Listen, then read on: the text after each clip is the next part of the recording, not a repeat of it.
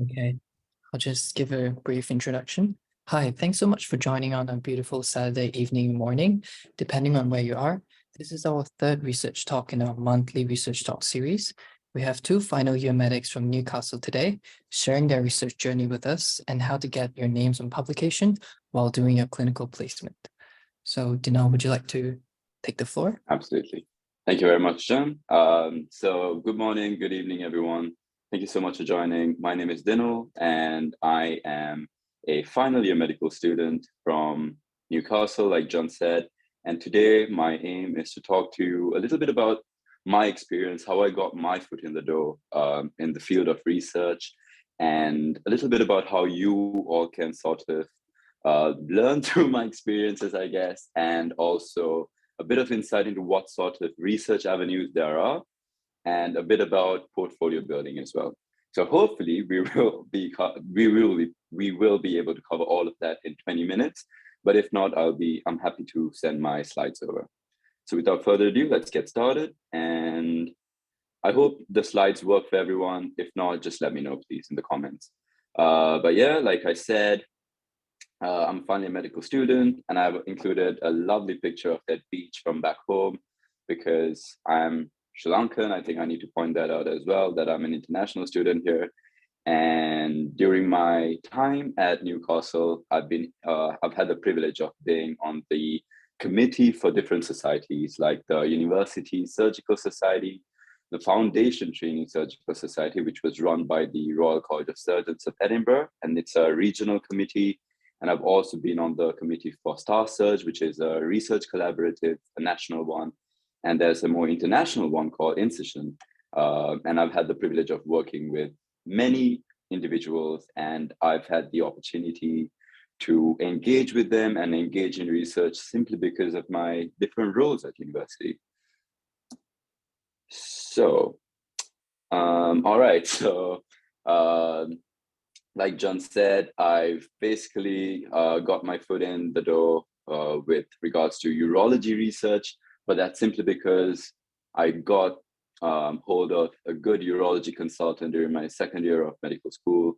And you realize once you start publishing and once you start working with teams, all these opportunities just tend to come towards you when they know that you're like a hard worker. So when I tell people my story, they expect me to be, like the pictures show, like constantly on research, constantly working, and constantly sort of gauging at my boards, trying to come up with weird and wonderful scientific questions, I guess. But here you go. This is a bit more about my reality. Whilst sort of studying and doing all these research, it's also important to like really take care of yourself. So I always find time to do things that I love. So this is a bit more about my reality. There's partying with my friends, going to things like museums, eating a lot of custard cream biscuits, going on visits like to London, and eating a lot of food. So that's basically a day in the life of. All right. So a bit about my experience. Like I said, my first research was done in second year, and that was because I was able to get in touch with a urology consultant, not through the medical school, but through like regional conferences and regional medical events that I attended. And I used to approach the consultants at the end and be like, look, I'm interested. Can I come shadow you? And from there on, you just shadow them. And then from shadowing, you understand a bit more about the specialty. And then you have the ability to come up with your own research questions, and they will see like that you're genuinely interested too. And I put 1 and 2 there because once I did my first one, within the same team, they realized that I have a keen interest, and they gave me another opportunity to do a second paper. So I will get into what those 2 papers were in a second. But before that, I'll just take you through my medical school journey so far and why I've shown my 5th year to be me asleep. So in third year, I had the opportunity to sort of collaborate with the University Surgical Society. And whilst I was working for the University Surgical Society, I had the opportunity to come up with my own teaching program. So when you come up with such events, those add to your portfolio as well. So I'm just trying to show that, look, you don't need all these weird and wonderful things to get your foot in the door. All you need is some sort of vague plan, really, you know? So when I did my first research papers, I realized, okay, I can use this as some sort of bargaining chip, I guess, to show my peers at the University Surgical Society and be like, look, I have some experience. And then using that experience, I was able to apply for a Star Surge, a national committee, and be like, look, I'm interested. And whilst doing all that, which was a lot of work because you're juggling your university work, your surgical society work, and this national committee, I was also able to do some research. So it's all about time management, but like I said, always have that vague sort of plan. And my fourth year was more or less quite similar, but I've included the Royal College of Surgeons because I was on the Foundation Training Surgical Society. And after doing all of that, fifth year, I realized, look, fifth year is my final year of being a student. And it was my year to literally relax and just, like I've been discussing with John, we've had to prepare for interviews, we have to prepare for our SJTs. And I think taking that break or taking that step back is very vital for your mental health and also for just time management, really. All right, so moving on, getting your foot in the door. What I mean by that is, how do you sort of get that first opportunity or use that first opportunity to sort of, progress? Like I said, I got my first research paper because I attended sort of student conferences and events. And a good place to start would be your university, surgical society, or any other medical society really that you have a keen interest in. Just attend their events, attend their conferences, and who knows, you might be able to connect with a surgeon or some sort of doctor that has similar interests to you. And what I mean by the second point, actively search for and shadow potential mentors, is you don't have to always wait until your medical school assigns you a placement. Just go and actively look for one. You can always just get on LinkedIn, just get online, look for, okay, who's a good, for example, a plastic surgery consultant in the area who has a keen interest in research. And a good place to look at that is through ResearchGate, because you have access to all their papers and you can see how engaged with the research field they are. And thirdly, get involved with local and national societies. So I don't have to expand on that, but there are many societies which will prove to be beneficial for you, for example, setting up teaching programs, for you to gain some experience in, for example, surgical skills, or attend events. You have a lot of perks by joining such societies. All right. So now that I've explained a little bit about myself and who I am and my experiences, I think I'm at a position to tell you, all right, these are the types of research available to medical students. And now I know, as medical students, for example, looking at this pyramid over here, you might be quite sort of skeptical because there's so many different avenues, but it's also important for us to realize that us as medical students, there's only so much we can do because there's only so much experience that we've had. So, for example, we might have writing skills, whereas the clinicians might have the data analysis side of things that they can help us out in. So in which case, all these types of research might not be applicable to you. So I will talk a little bit about things that we as medical students might be able to do. So I will potentially look at case studies, and I will look at systematic reviews. But if you were to look at something like a randomized control trial, it's a lot of red tape and bureaucracy involved in that, and you definitely need clinicians to do to carry out an RCT. Like as medical students, we simply cannot. So moving on, types of research. Any type of research, we have this basic methodology that we should follow. First of all, just go attend a placement, talk to your consultant, and come up with a question. Come up with a problem that you want to solve. Like at the end of the day, you don't want to just be solving a problem because you want this on your portfolio. I mean, if you do, kudos to you, but I think start thinking like clinicians from like a very young age. So come up with a problem that you see on a ward and be like, okay, I want to solve that. And then from there, you can discuss with your consultant and come up with some sort of methodology. And moving on from there, you select cases. And this could be either, this is particularly with regards to the case study that we spoke of. And then from there, you go on to see, okay, what sort of data can we collect? And once you have a lot of data, you have to analyze it. And once again, you will get a lot of help and input from your clinicians over there. And even when it comes to conclusions. So this is more or less the basic method that we follow for any type of research. Obviously, it is interchangeable. For example, selecting the cases might not be the case in a systematic review, because in a systematic review, we actually have to select articles. So you see, like, you have to interchange it a little bit, but more or less same method. So keep this in mind when you attend your next placement. And a top tip, sometimes clinicians tend to, pin the data collection side of things on you and won't let you, get involved with other stages. Always make sure that you know what you're getting yourself into, because if you only data collect, there's a chance that you might not even get your name on your research.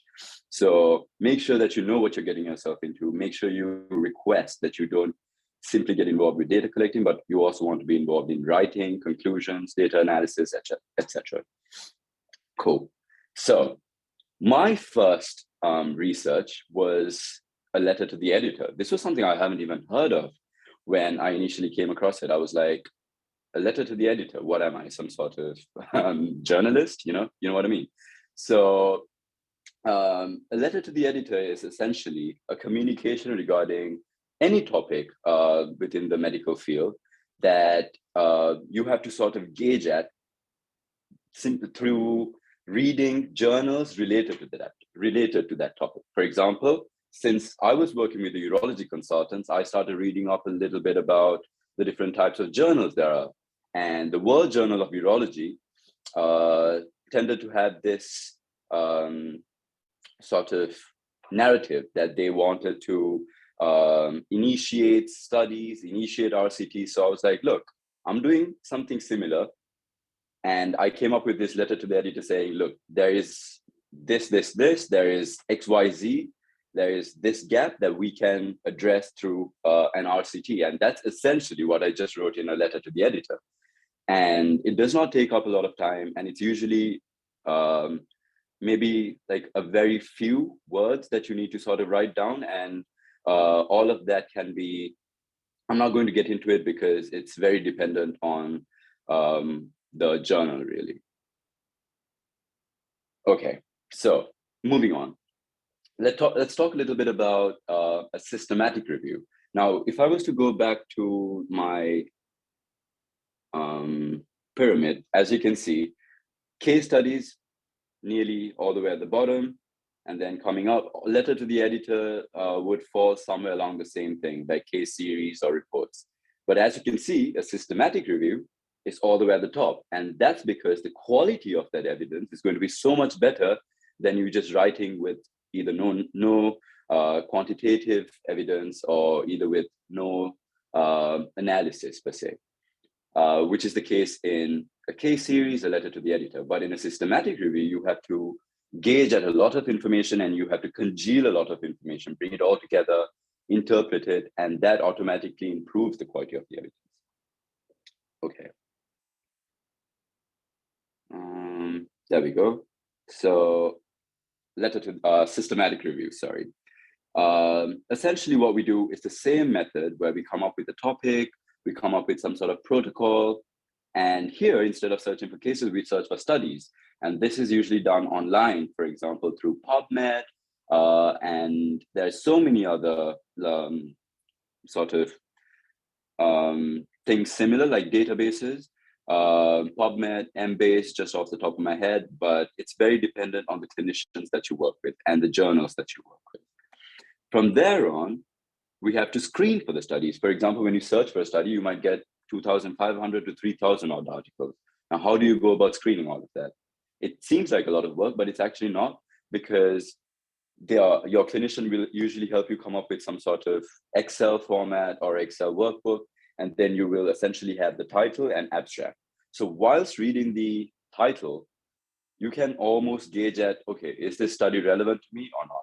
In which case you can be like, okay, red, green, red, green. You know what I mean? Like, it's you basically trying to make the process easy for you.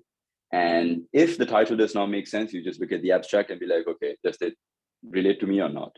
And it's a bit time consuming, but I would say it is definitely very satisfying when you go from like 3,000 odd articles to just about, let's say, 100 articles. Because that's essentially what we do in systematic review. We look at what sort of articles are absolutely relevant to us. And then from there on, you appraise the study. Once again, your clinicians will help you with the rest of it. So I put the triangles at the bottom to show you where we as medical students can step in and help out. Because as you can see from abstract data, for example, like we might not have had the data analysis training that a clinician would have had. So they're at a better position to help you out with that side of things. Okay, so the different types of research, I've already spoken to you a little bit about systematic reviews, but on either side of systematic reviews, we also have something called a literature review. So a literature review does not have that quantitative element to it. It's purely a summary of the different types of research. So you could be like, okay, I came across 1,000 articles, but they all say something X, Y, Z. And you summarize it, and that's all you really need to do. And if you were to take a systematic review a step further, now that you have all this data in that systematic review, what are you going to do with all that data? You could either just put it in a graph and show people, okay, this is what we found, or you could go that extra mile and be like, okay, let's do a statistical analysis on this. And you come up with all these weird and wonderful things like confidence intervals, which I still don't understand sometimes. And you're trying to prove. So in order to answer your question, you're trying to prove, okay, is X better or is Y better? So that is what we're trying to do through a meta-analysis. And I'm not going to get into the nitty-gritties of it because obviously we are under time constraints, and there's a lot that you can sort of learn from the process of literature review, systematic reviews, and meta-analysis. But essentially, it's the basics that I took you through a few minutes ago. Okay, so if no one else wants a break, pardon me, I'm just going to have a sip of water because I feel like I've been talking for a while. We can move on to surgical portfolios. So far, does anyone have any questions with regards to what we've done so far about the reviews or about the research? John, I can't really see the comment section, so if there are any comments coming in, if there are any questions, just would you mind giving me a shout out? Lovely. Okay, so moving on to surgical portfolios. Essentially, no matter where you are, whether you're studying in Malaysia, whether you're studying here, we all have more or less the same pathway. And I've basically taken this surgical training pathway, but that's because that's what I aspire to be. However, even if you were to pursue medicine, it's more or less the same, where you do your foundation training, then you do your the medical training instead of your CST, then you get into specialty training, and then boom, right at the end, that's where you live your best life as a consultant. That's arguable though. But no matter where you are in your stage of training, always have a good portfolio, because this is what interviewers gauge at as soon as you go apply for a job and sit down. This is what they essentially see, and they will see all your achievements, what you've done, what your aspirations are, etc. Okay, so the following slides, I've basically broken it down. I've broken down the criteria for any good portfolio, really.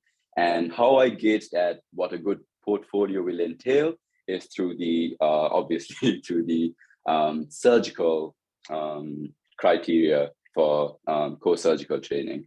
But I don't think there's anything to lose for anyone applying for any medical job.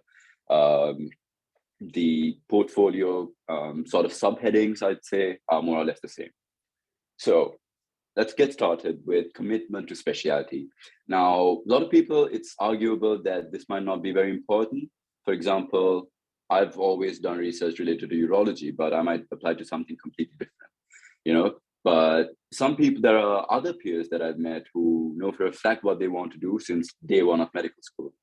Well, if that's the case, good on you, you know, like, because you can start really narrowing down and attending events and attending, for example, electives that will, you know, like help you further down the line. But personally, I would say from my experience, do not, you know, like you don't have to do that. Just take any and all opportunities that come your way, because any opportunity will get you somewhere. For example, if you just get your foot in the door with research, who knows, that might give you the next step to go present at a conference somewhere. And another top tip would be, no matter what sort of experiences you have at medical school or during your summer, if you're shadowing some private mentor, always make sure that you record this experience.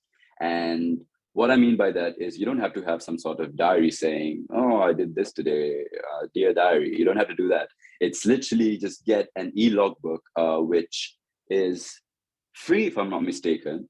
And it's endorsed by the Royal College of Surgeons as well. And you can easily just input the operations that you've seen or the medical procedures that you've seen. But that's more related to the surgical side of things. So for the medical students, I would say make a note on like a Word document and be like, okay, this is what I saw, this is what I gained out of it. It doesn't have to be too detailed, but make sure that you have your important data, like your date, where you saw it, what the procedure was, who your consultant was, and usually one patient identifiable thing like the patient number, because that gives it more credibility as opposed to being like, oh, I saw 100 procedures related to this. You know what I mean? So you have to keep it realistic and be honest. Moving on, degrees and qualifications doesn't really have to, well, it's quite self-explanatory in my opinion, but your undergraduate degrees, and if you were to take the opportunity to intercalate, well, these count towards points. And I know there's a lot of hullabaloo about foundation training and how intercalation or additional degrees really don't count towards foundation training points because it's not a part of the EPM or educational measure anymore. But further down the line, when you apply for surgical or medical jobs at your specialty training interviews, they're definitely going to look at these degrees. So I would say it's, well, worth the effort if you were interested. All right, prizes and awards. These can be sort of regional or just local ones from your university. It could be a presentation prize for the best oral or best poster presentation. So in order for you to keep up to date with all these prizes and awards, I would say just read up on, you know, like what your university society is hosting or what the Royal Colleges might be doing around that time when their conferences are coming up, so that you have a better idea about, okay, where can I do some research or where can I, for example, write an essay, you know, like it's all about time management at the end of the day. You do not want to be that student submitting stuff, well, literally 2 minutes before the deadline, you know what I mean? So, well, if that is you, well, kudos to you, but always make sure that you are aware of what's going on so that you can better manage your time. And even your medical school achievements, if you're in the top 10% and if you're getting distinctions, these count towards prizes and awards as well. And don't forget special scholarships, bursaries, like elective bursaries, grants. Now, I mentioned bursaries, but if I'm not mistaken, a lot of places tend to not consider elective bursaries. However, I would say it looks good on your portfolio nonetheless. You might not count towards points, but it shows, okay, look, I've been selected nationally or whatever from a pool of students to receive this sum of money to go on my elective.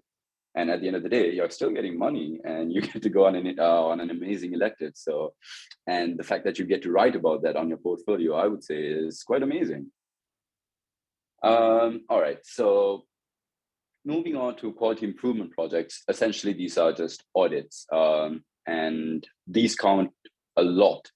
As you can see, if you were to look on the right, can you see score 11 is if you've played a leading role in the design and if you've also presented the complete results. And what I mean by complete results is you do the audit, you initiate some sort of change, and then after about 6 months or a year, you re-audit it, and that closes the loop essentially.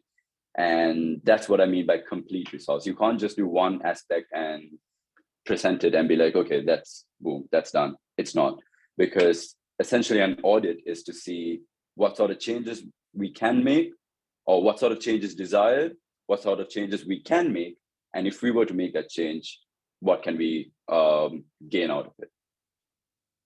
I hope that makes sense. All right, so teaching. A little bit about my experience with teaching. Like I said, I got involved with the University Surgical Society, which gave me the credibility and that position to really engage with teaching. So I'll give you a little bit of a story to show you how those opportunities can give a rise to a lot more standing really down the line. So third year, I was completely in a different city, and I thought, look, since I'm down here, why don't I collaborate with a few local surgeons, a few local trainees, and come up with a teaching program. So I came up with this teaching program called Incision to Closing 101, where we essentially taught surgical skills.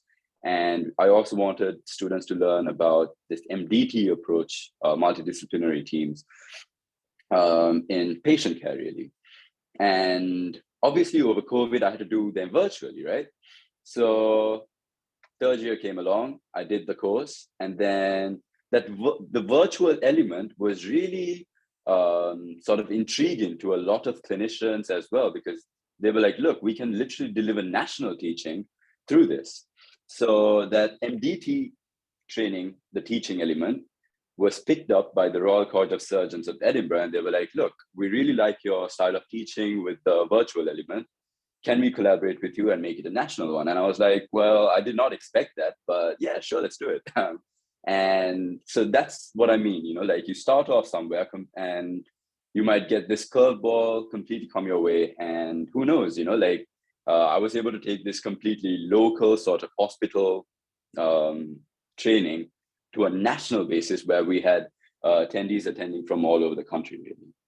And once you come up with a teaching session like that, so if you were to look at the points allocated, you can see that all the way at the bottom, you have your sort of regional teaching. And then as you come up, so for example, if you were to look at the one where you gain 6 points, it's, like you're teaching at a local level. But if you were to go up 8, you can see it's at a regional level.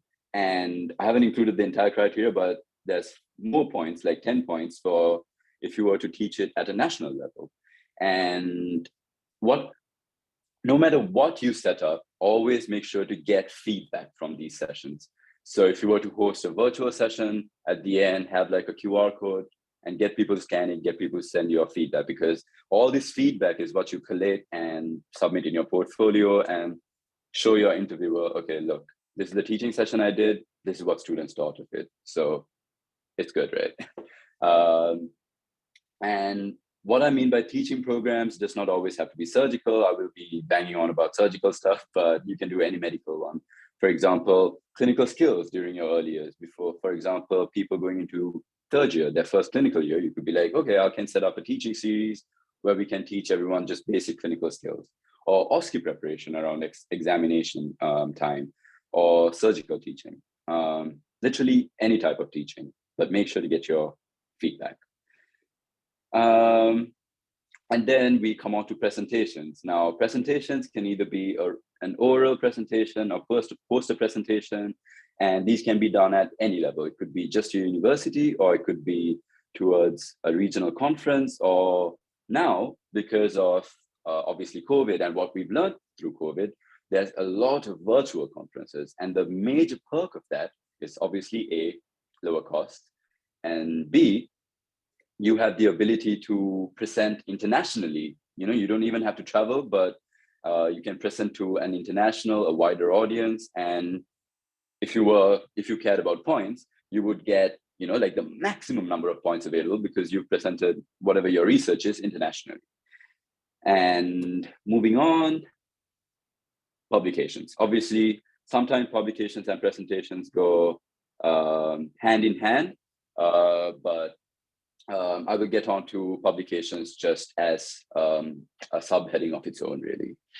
Now, if you were to look at the right, you can see the different types of research that I've gotten involved in. And the reason why I showed you that is I would highly encourage you, if you are an aspiring academic like me, always get on things like ResearchGate or have like an ORCID ID and have like a LinkedIn, because these are essentially what clinicians can find you through. Or if you were to approach a clinician, these three give you better credibility, let's say, rather than just being a medical student. Sorry, I take that back. You're not just a medical student, you are a medical student. That gives you a lot of credibility. But as an academic, if you have these stuff, they give you more credibility. And what I mean by that is they list out all your research, what you've done, how many people have cited your research, etc. So as you can see, like a clinician sees that and they're like, okay, this person knows what they're doing. And we've already spoken about the different types of research, but you don't always have to do your research by yourself. You have your surgeons, or you have your doctors, you have your teams, or you have your peers helping you out.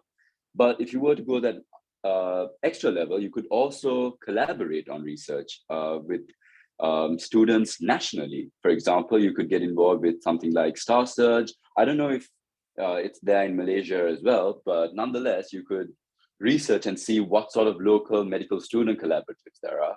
And you could either you could first maybe get your foot in with them and just do some research, attend some of their events, and then you can apply for national or regional positions. All right, so leadership and management, like I said, start off somewhere in, for example, when I started off as just a committee member in second year of the University Surgical Society, I did not expect me to become the surgical skills coordinator down the line. You know what I mean? So start off somewhere and then build your way up, even towards a presidency, and apply to be on national committees. Like always, there's nothing for you to lose. All they are asking for when in the application is, why do you want to apply? And what would you do for this society if you were to be on the committee? So in order for you to answer that second question, you should have attended a few events and have an understanding about what they do.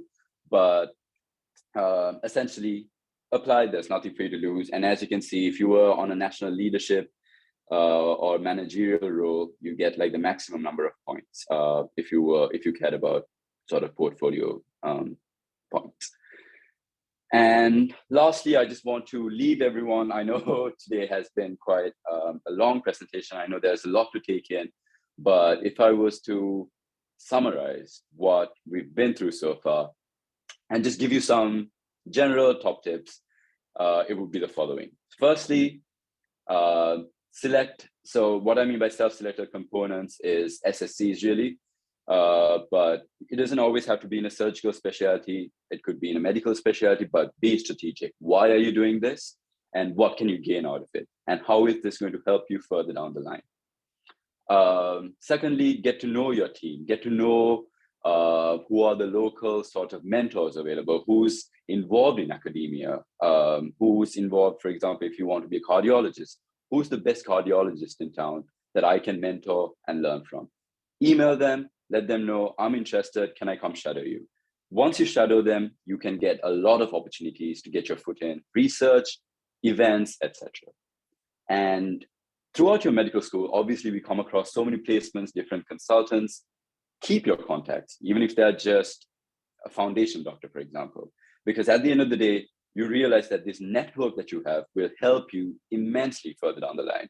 For example, let's say if you were to set up a teaching session, you can use this network to help you to come and teach, etc. Next, be realistic with your time. Do not put a lot on your plate and stress about it, because then everything's just going to fall apart. Be realistic, have a vague plan. I won't say I'm like very organized, but having that vague idea really helps you better manage your time. Next, help each other, because at the end of the day, you could do so much by yourself, but together you can do so much more, and you can actually start delegating tasks, and you can be more efficient. And speaking of helping each other, I think we've got one of my good friends, Jeremy, who will be talking next as well. And him and I did a research paper quite recently, and we were really able to help each other. For example, we had to do the whole sort of narrowing down the number of articles. And when we were sort of sieving through like thousands of articles, we realized, okay, there's a lot. So why don't you do half and I do half? So that's just an example. Next, I don't have to expand on much, but be organized. And like I said, have that vague idea, and always remember to collaborate, be it with your medical students, with your peers, or even with, like consultants and foundation trainees. But yeah, so hopefully today's session has been helpful for everyone. But thank you so much for listening. And if you have any other questions, I'm happy to answer them now, or I've dropped my email over there. I'm happy to answer any and all questions, literally, guys. Like, if it's about sort of just living life as a medical student, anything, just drop me an email and I'm happy to get back to you. Thank you so much, John, for the opportunity. And thank you so much, everyone, for listening. Oh, thank you so much, Dinul. That's an awesome talk. In terms of tips, like joining National Research Society, be proactive in the clinical placement. And also, it's, like you said, very important to be clear to the supervisor. You want to be involved in all stages. And you also talk about take all opportunities that's in your way and integrate prizes, presentations, audit, teaching, make a LinkedIn account, and build your network. And all of that's really helpful. I'm not sure if Jeremy is here with us today, so this might be the end of the talk. And I don't have any questions in the chat at the moment. But yeah, if anyone has any questions, I'm happy to answer them, since Jeremy's not doing his talk, if that's something you want to. I have a question sent directly to me, and it was, how long do you allocate to do research every day? It's not something I allocate time for every day. So if I do have some sort of project that's upcoming, obviously you don't want to forget your main priority, which is your medical studies at the end of the day.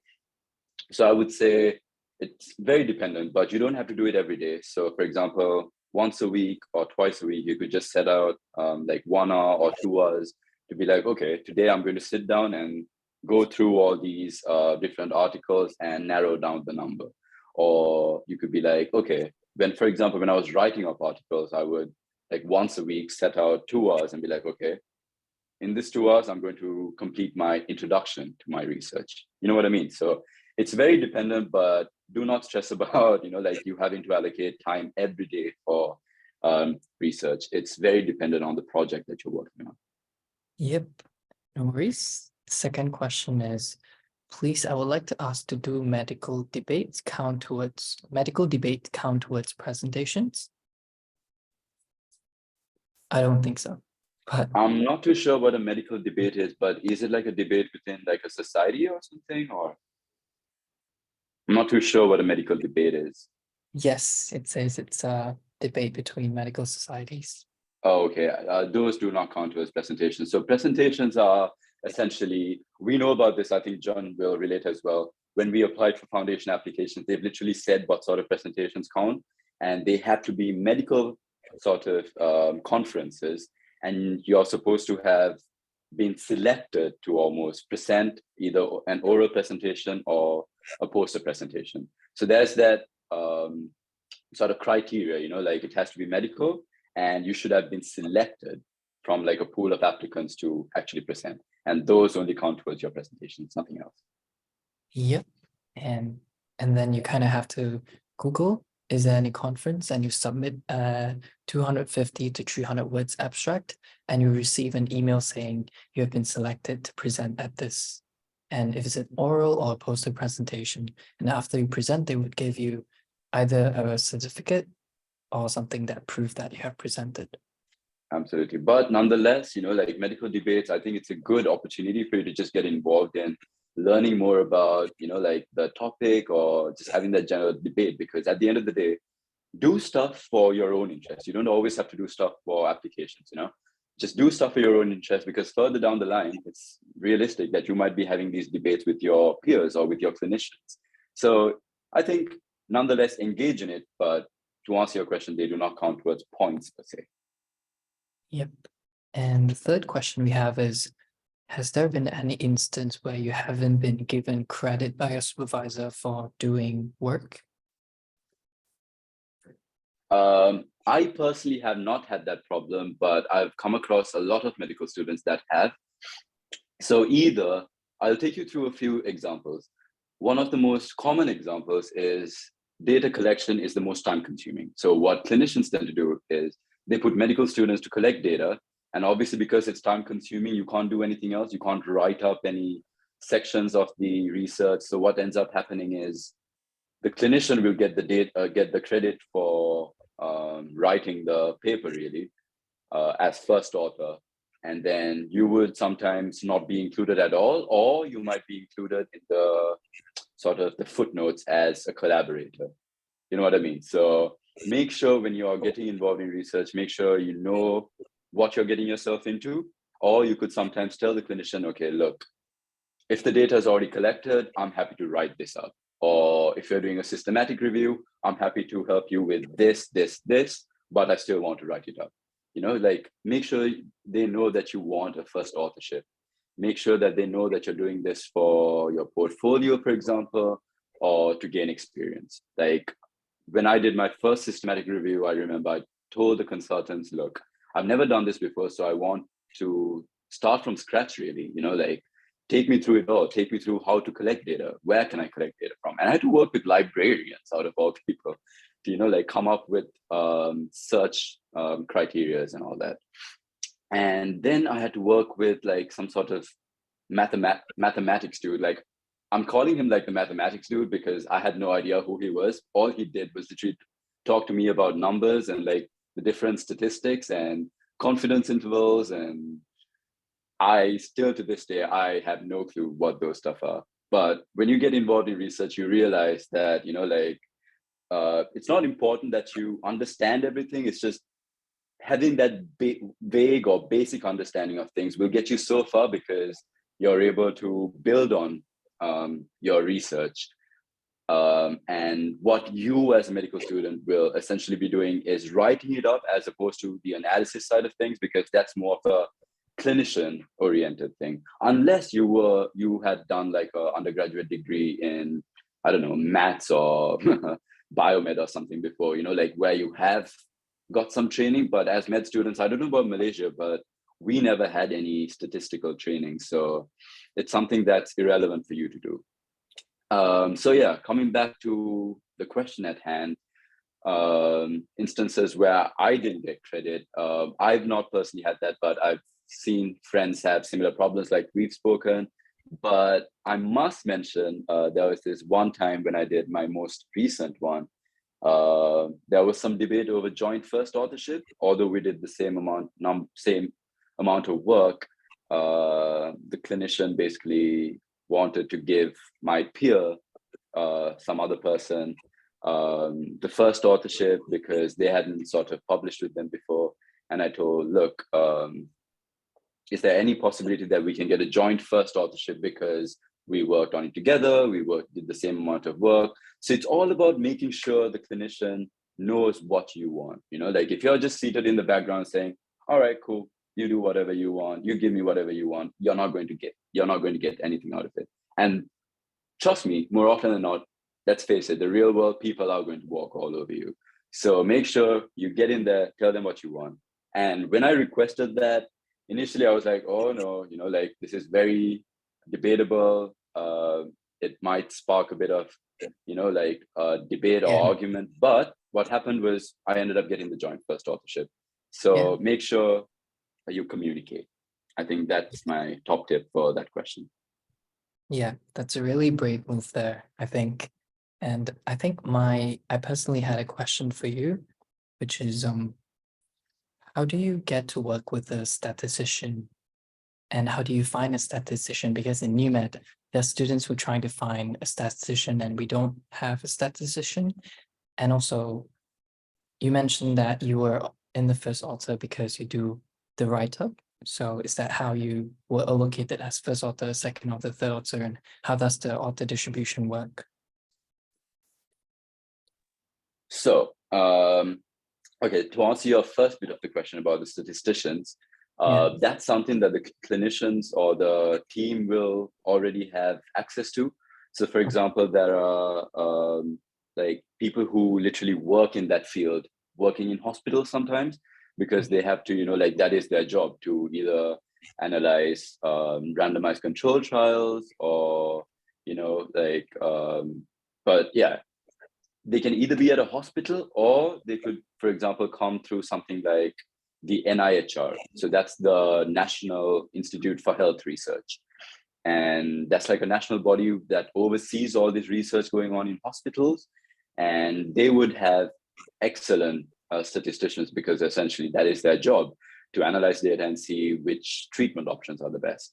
But it's not something that I've come across that we personally have to go on the hunt for because it's always been provided to me. So I don't know how it works in Malaysia, but I'm assuming if you have like a friend at university who has a keen interest in statistics or maths, that might be beneficial. But I know at NUMED, you guys only do medicine, isn't it? It's none of the other courses. So yeah, I would say your best option would be to talk to the doctors and see, is there someone who can analyze the data? So Yep. moving on to your next question, John, about authorship.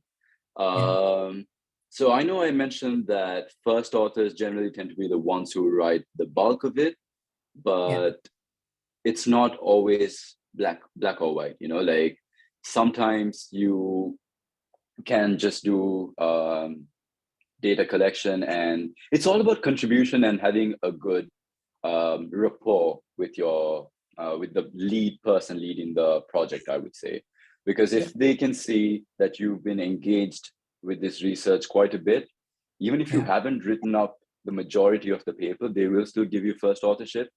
And generally, if you were to look at the number of like all the authors of a paper, a lot of people might think that the lead clinician might get first authorship. That's not true. The lead research sort of leader or the person heading the project, their name is usually right at the end of the authors. So first authorship generally tends to go towards medical students or foundation trainees who really need that towards their applications. And consultants know that they don't need like another first authorship unless they're like completely, like on a pedestal and like they want to like toot their own horn. They would not want first authorships and they would generally tend to help you. So they will put their name as the last research author. And if you've contributed a decent amount, they might give you first authorship. And when it comes to collaboratives that we spoke of, like Star Search or Incision, over there, your authorship does not matter because the author of the paper goes as the collaborative. So the author would say Star Search Collaborative. And then in the footnotes, they would list out all the people who contributed to it. So over there, it does not matter as to, like what order the name is in. But like I said, if you know that you contributed and if you know that you wrote up the majority, fight for what's right for you. Fight for that first authorship because as a junior trainee, that's going to be very important for your applications. Okay.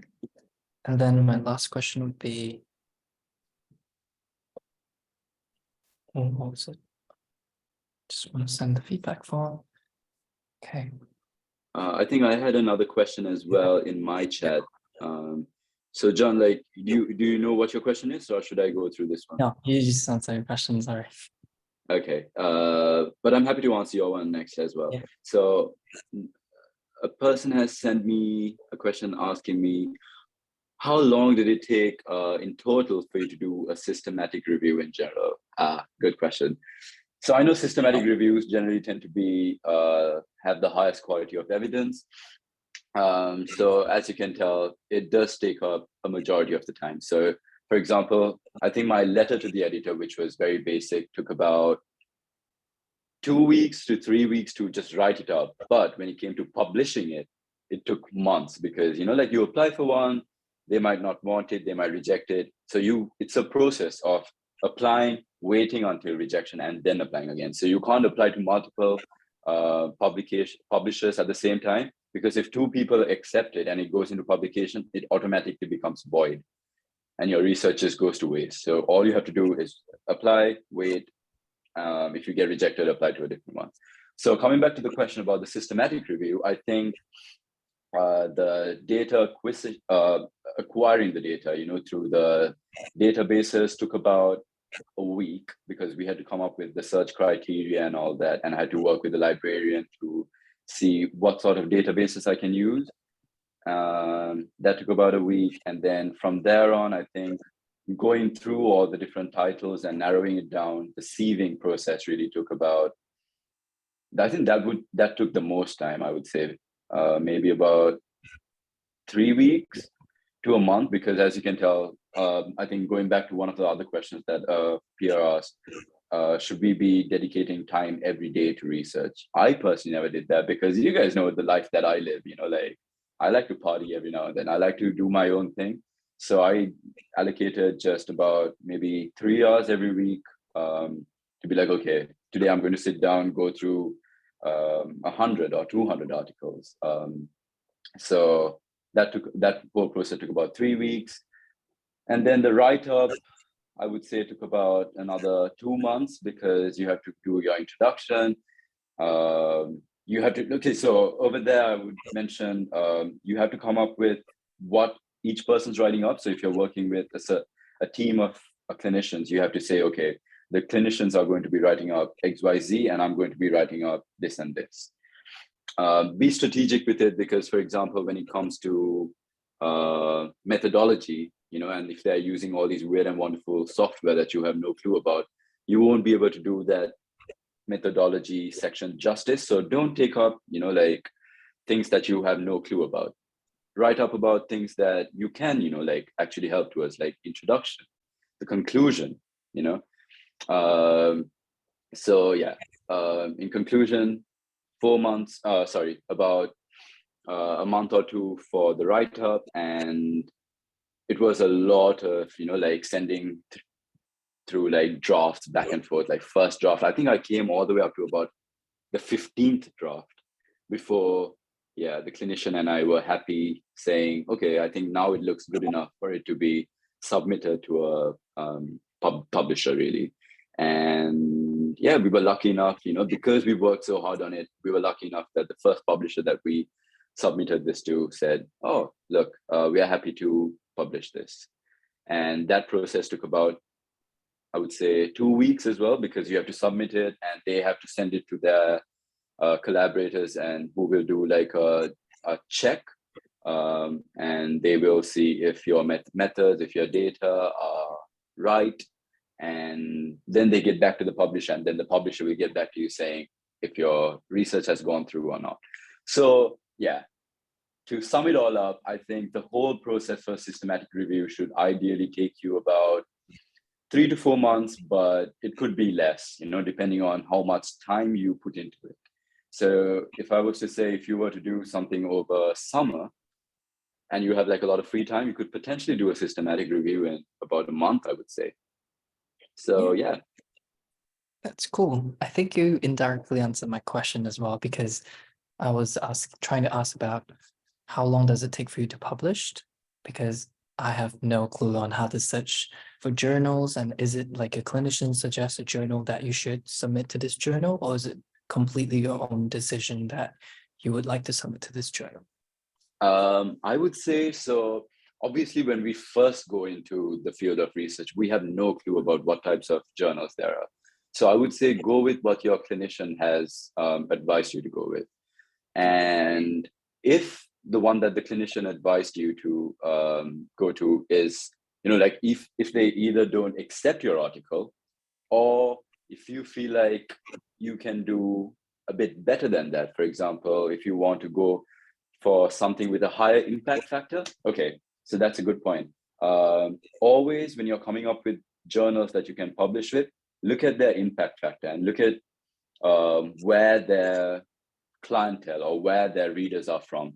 Because if you want, at the end of the day, I think I publish because I want to have an impact on the global audience. So go with something with a high impact factor.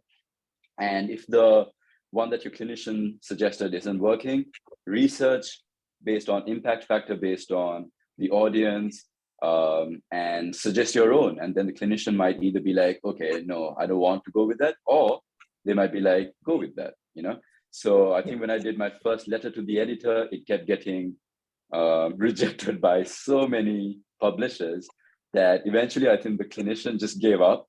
The clinician did not give me any input. So what I did was I started researching my own journals, and I submitted to a journal without even telling my clinician. And it came through, it got accepted. And then I told my clinician saying, oh, look, like this journal with the highest impact factor just accepted it. Why did we not try this in the first place? And he was like, well, we never thought that it would work. And boom, so take a chance with yourself. If you keep getting rejected, tweak your article a little bit, like maybe there is something fundamentally wrong with it, or they just don't like your style of writing, like tweak little things and then submit again, and who knows, what happened to me might happen to you. Yeah, it's like a miracle. It's like magic. Thank you so much. I think we've been here for an hour and we learned a lot. And we'll send out the certificate and the feedback to you as well. Thank you very much. Thank you so much. Just end it here.